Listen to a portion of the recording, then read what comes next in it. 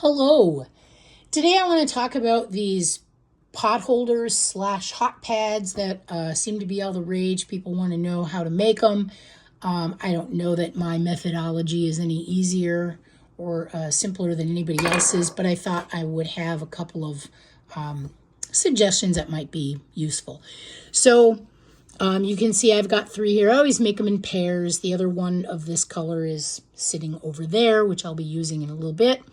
But I always make them with a hanging loop at the top, and I'll show you how to do that. It's really easy.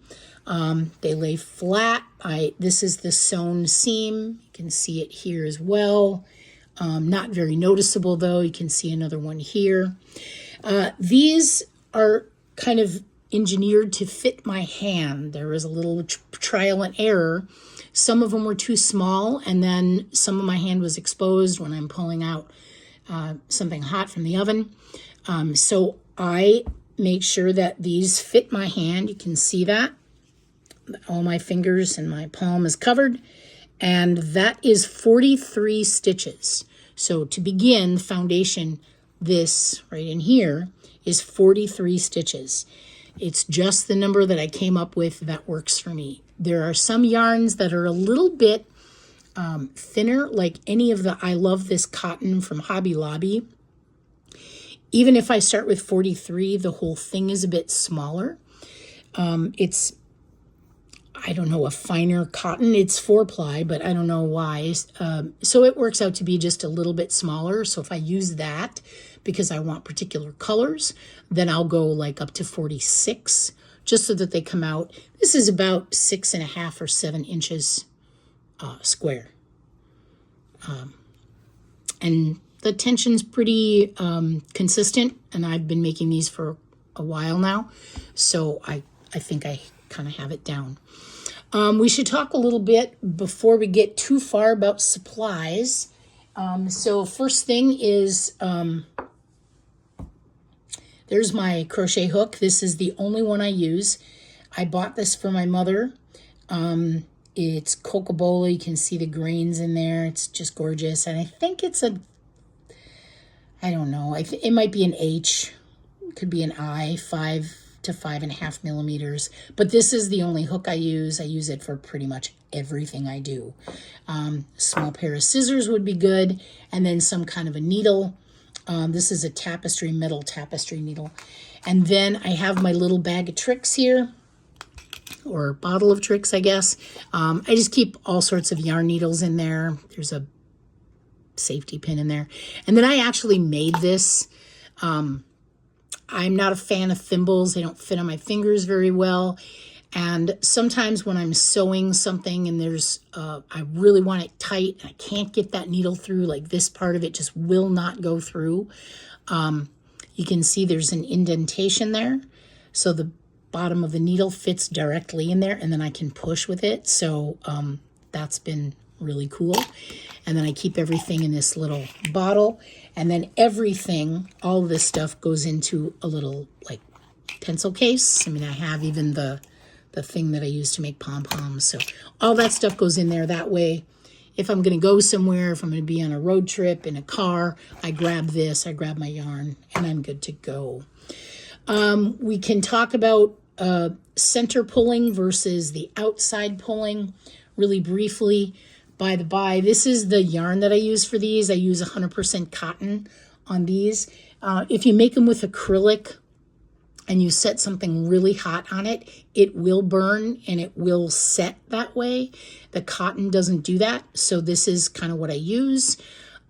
This happens to be the super size, and it is 3 ounces. This will make 1 pot holder with some left over.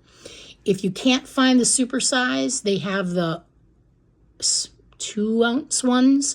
I need 3 of those to get 2 pot holders out of it, and then you have to join it. And we'll talk about that later. So center pulling versus outside. I was always a center puller. I never did the outside. I don't like the outside. I don't like the balls because they roll all over. And then I'm chasing them all over, and so I just never liked that. So I always dig around and find the center pull until I found this little baby. This is, I got it on Amazon, and I don't even know how I stumbled upon it, but it is pretty slick. So all you have to do is take the spindle. You can see there's a magnet at the top. There's a magnet here as well, and then it just swings. So you just take your yarn, you just stick it in the center, and then you can pull from the outside, and it'll swing around. It's never come off, and I pulled pretty hard. There's a little snag in there. It's never come off that.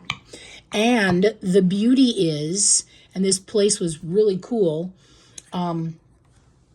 I asked for, could I buy a spindle separately, and they sent me one because I wanted to do a little bit of experimenting with cones.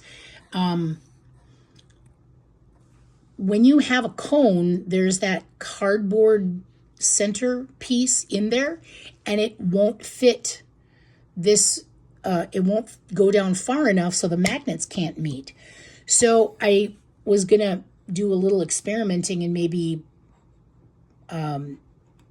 carve some of this wood away.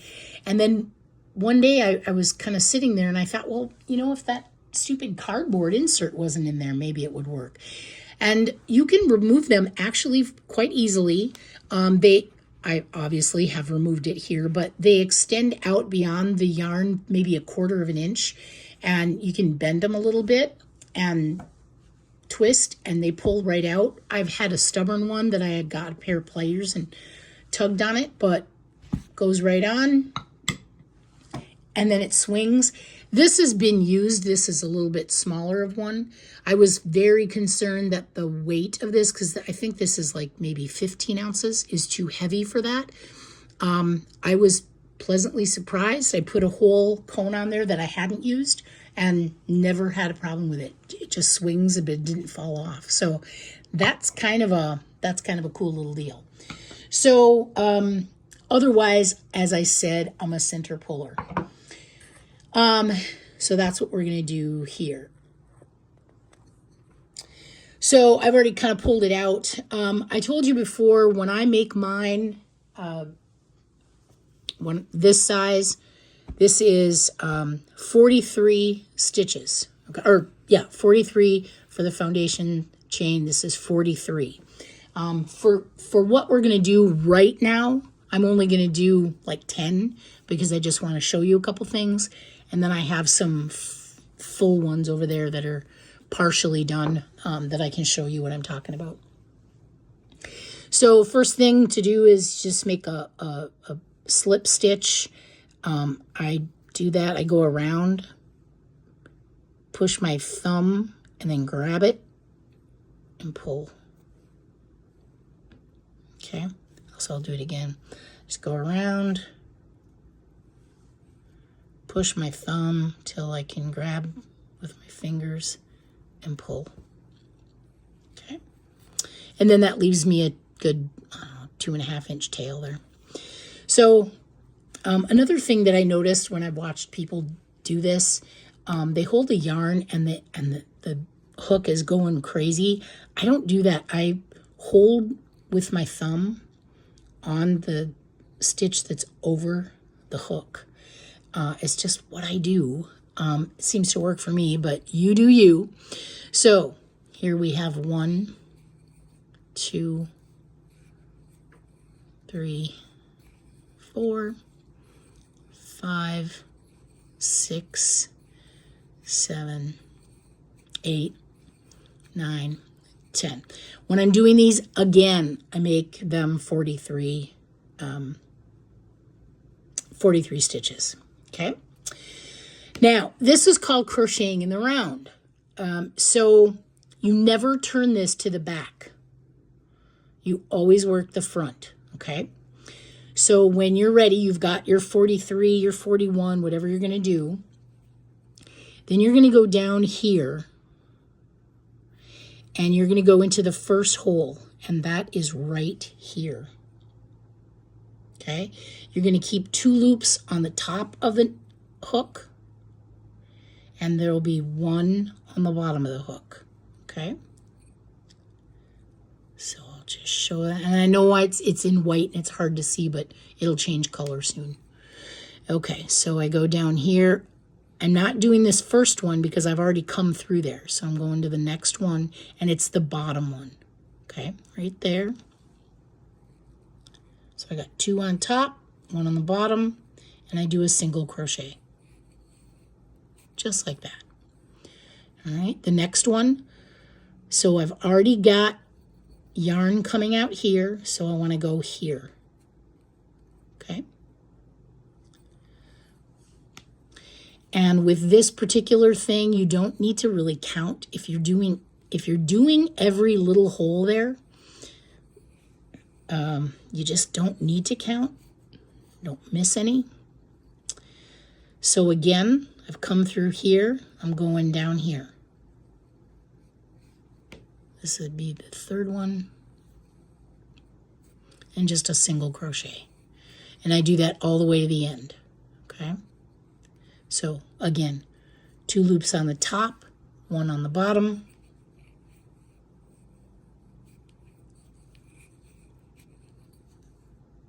Okay. But I want to show you what happens when I get to the end. So again, all of these, you're going in that bottom, kind of where there's an X. And if you want to check it, you got 2 on the top. See that? 2 on the top, 1 on the bottom.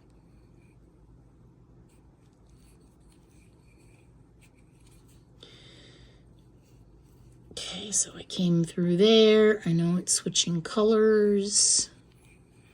And then this was the very beginning one. And there is still 1 more stitch here. You got to dig for it though. Okay, so you're going to go right in here. You got 2 on the top, 1 on the bottom. I can show you that again. Sometimes it'll pull really loose and then it's much easier to see. So you got to do that last one right here. Okay.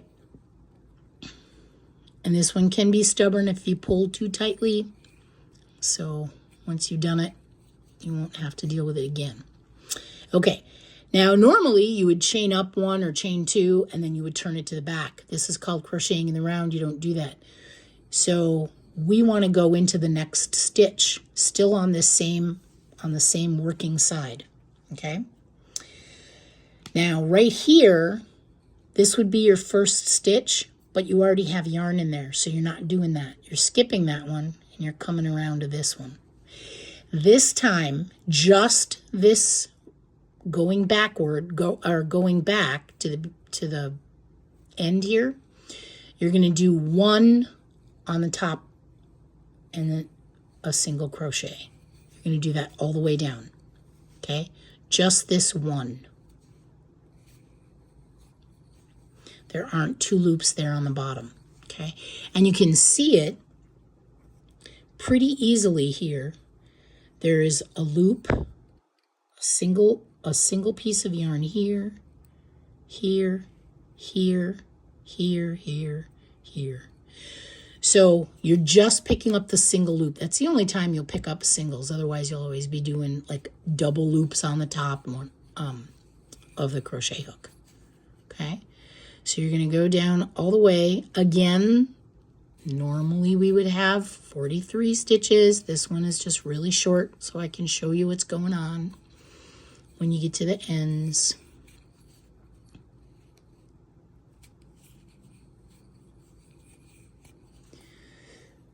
Two more.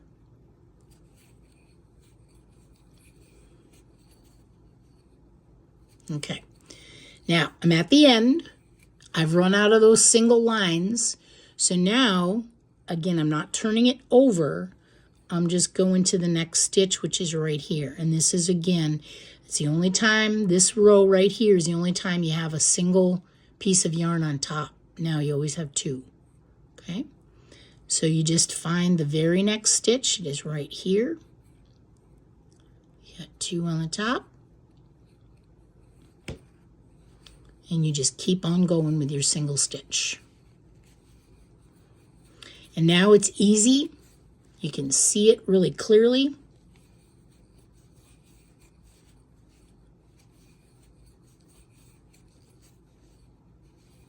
Just like that.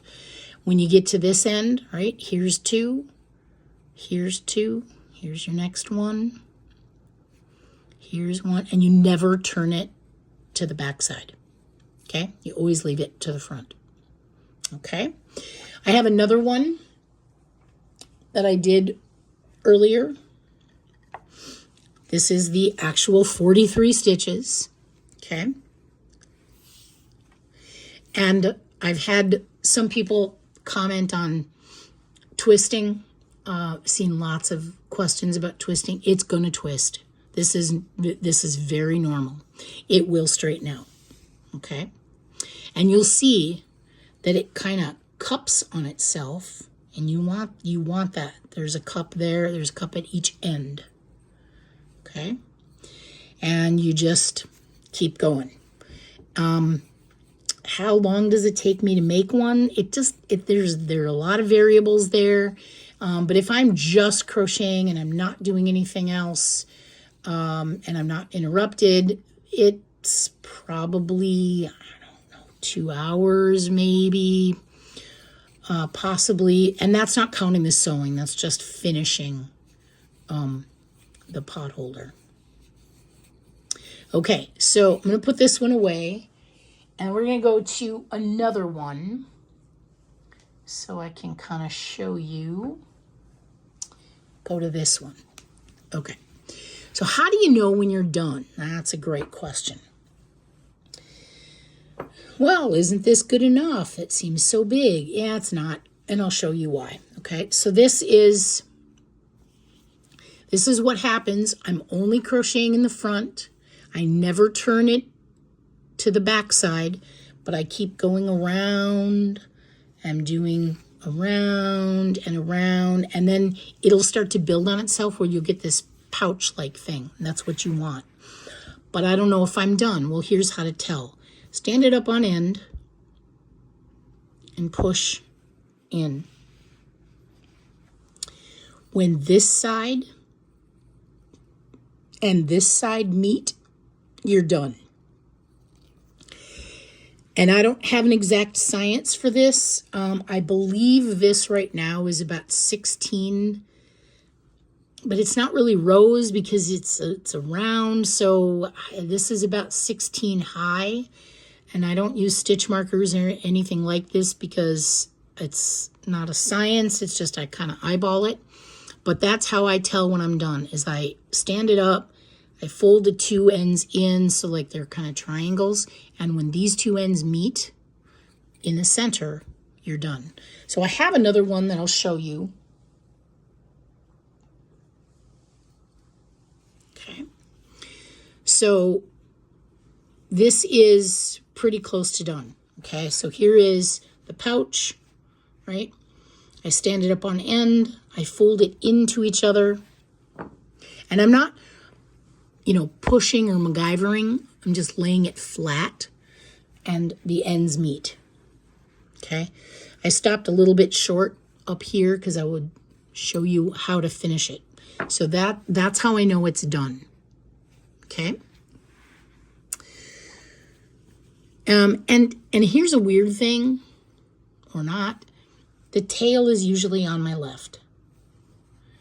I've had some where the tail was on the right, and I'm like, nope, that meets, I'm good. But typically, tail's on the left. Okay, so let's finish this guy. Put my hook in. Now, I know I want to do a loop, and that's going to be at center. So I'm going to probably want to go here. But again, I just eyeball it. And you can always, go a little bit further and then measure kind of with your eye to see if it's center. If it's not, rip a stitch out. And I'll show you what I do. So I'm finishing this. I'll go a little bit over so you can see what I'm talking about, where the loop isn't going to quite work. I think I went too far here. See how the loop is, it's past center about 2. So I would rip this out probably 2 spots and try it there. And I'm happier with that. Okay. So then when I'm done, when I've like, okay, I know where I hit, that's center, that's where I want the loop, I just chain 10. And I don't put it through these stitches anymore. So I just go up 1, 2, 3, 4, 5, 6, 7, 8, 9, and 10. Now I got to make it a loop, right? So I'm going to go in exactly where I left off. So this is that stitch, and you can see it's white, that's the loop. The blue is still the pot holder. So I'll take this loop right here. I'll slip stitch it into the exact same stitch. Grab some yarn, and then I got to go through there one more time. Okay. Now, how long do I leave the tail? Well, let's talk about that. So you can see I pulled a little bit. Then I take the yarn and I lay it on the top until I'm past a bit, maybe 2 inches. And then I just pull this loop through. And now I have the tail that I can sew it up with. Okay. And now I'll show you how to sew up the tail. So I take my tapestry needle,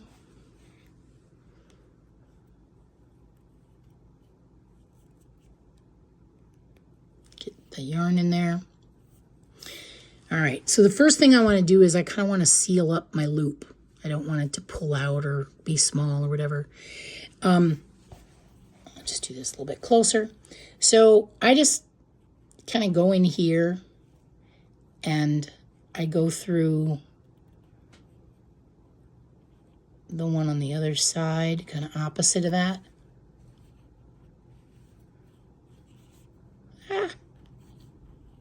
There we go. And pull it through. And I do that about 3 times. And I just kind of keep sticking it roughly in the same spot and pull it tight. And see, here's that thing that I told you about, like, gosh, maybe this is just too tight and I can't quite get it and it's killing me. Then I just take this little, take that little pusher that I made, this thing, stick the end in and just push. And then I can grab it on the other side. Okay. So I've got that sealed up like I want it. Like I said, I do about 3 of those. And it's all going to blend in. Now what I want to do is I want to sew this flat. So I start over here and I only do the back loops. The first couple are going to be a little harder to see and then it'll be really obvious. But I only do the back loop. So here's the back loop. See these?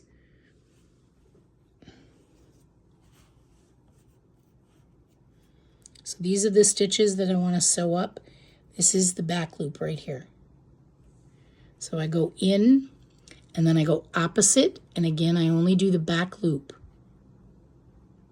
because that'll make that seam really nice and flat. And I don't pull real hard right now. I'll show you why. Here's the back loop of this one. And then I just go across. Here's the next one. There's the back loop. Just pull. Here's the back loop of this. And the back loop of that. They're right across from each other. And pull. Back loop. Back loop. Now here's kind of a problem. If I pull too tight, watch what happens. my loop doesn't lay flat. So I really want to keep that nice and flat. And that's why I don't pull too hard on this right now. Okay. And then sometimes what I do is I just bend these backward so that I can keep going into the back loops. They're easier to see that way. I just put my finger kind of in the crevice and bend it over. And then another thing that I've noticed with these, they can kind of pull apart. So let's say you have it sewn closed. Well, then you get this sort of thing happening, and I don't really like that. So what I do is I attach the front to the back in three spots. I do it about a third of the way down, about half, and then again down here. Okay, and I'll show you how to do that. So I just keep going into those back loops. And I'm not pulling it real tight. You can see it's real open right here. When I get to the place where I want to attach the front to the back, I'll show you what to do. So let's say I'm going to do it on this stitch. I go in the back loop, and then I pick up 2 loops. Can you see that? I don't go all the way through. I'm not coming out the back. I don't want to do that, right? So I just pick up the 2 loops that are in the front, and you can see it's not coming through the back. So I picked up those 2 loops, and then I go into the back loop again for the one across, and then I pull it closed. Okay. Now what I can do is I can lay it flat. I hold on to this knot that I made for the loop, and then I can pull it. If I pull too much, that loop stands up. So I don't want to do that. So pull it back, lay it flat. That's how much tension I want. Okay. Then I just keep going. So I just keep going to the next one down, back loops all the way across. I'm not going to do this whole thing for you because I think you get the drift. But I want to get to the end and show you what happens down there. So I'm going to leave you for a moment, and then I'll come back when I've got it all the way to the bottom. Okay? All right. So I've almost reached the end. Some people get a little bit worried that, oh no, there's an odd number, or, oh, I can't get in there. That's okay. It's all going to get kind of hidden away anyway. So I've got about 5 or 6 left. I made the attachments. I did one up here. I did one in the center, and I did one right here. Okay. So that way, these aren't going to come apart. They're going to stay that way. All right. So let's finish this guy up. This is my next stitch, and I'm just doing back loops because the seam will be nice and flat. And I'm going into one back loop and then going directly across. And if you happen to miss one at the end, it's gonna be okay because it'll be totally hidden in that bottom seam.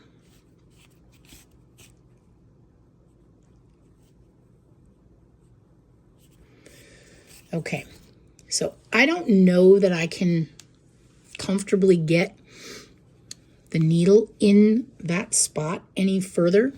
So I just make sure that it's nice and flat. And even though I technically could, I'm not going to. So I'm going to go across. I'll do it this way. I'm going to go across so I can feed that needle in. I'm going to go across underneath. See, it totally gets buried, and you would never know that, oh, I could have done one more stitch.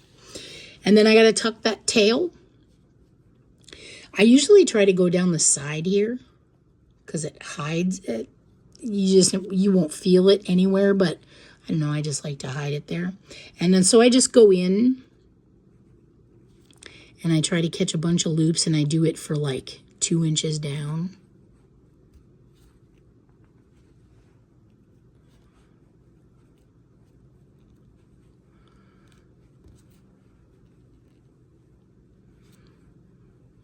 Okay, guess 1.5 inches. Push it down.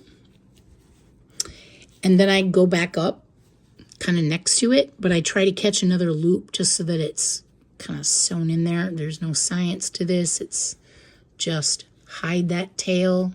You're helping to hide the tail. You're helping to have the project not unravel. So you just kind of go back up. And I go back up about as far as where I started. Pull it through. Take my handy dandy scissors. Cut it off. And then, of course, we still have this tail that we have to tuck in there. So this is where we started. So I like to make that I take my nail and just make that knot really tight there. And I kind of do the same thing. I go down and kind of across because I don't want that knot to show. So I kind of bury it. See how I kind of pull it to the side? And then I just usually go down one of these rows. It fits in there very nicely.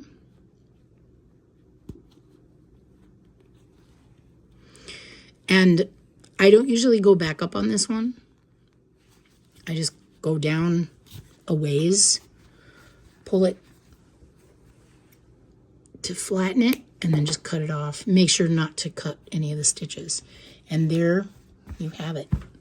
And again, 43 is about as big as my hand, okay? So that's kind of how I do it. If you have any questions, I hope that you'll leave me a message or ask. No harm in that at all, and I'll get back to you as soon as I can. But there you go. That is your pot holder. And I give these away. It's just a hobby of mine. Keeps me out of trouble, you know what I mean? I got crocheting to do, but I've given them to family, and they make really excellent Christmas gifts or birthday gifts or Easter gifts, whatever. I've sold some. I had them at work one day, and I was showing somebody something who also crocheted, and so I had a couple that were there, and somebody else came by, and oh my gosh, did you make that? And can I buy that? And so I do. I don't make a ton on these, by the by, because it costs about $9. Unless I find a really good sale, it costs about $9 for enough cotton yarn to make a set of these. So if I charge anybody, I charge $12. So it gives me a little bit extra, but not a ton. So there you go. Hope that helps. And again, if you have any questions, make sure you get a hold of me. Otherwise, happy crocheting.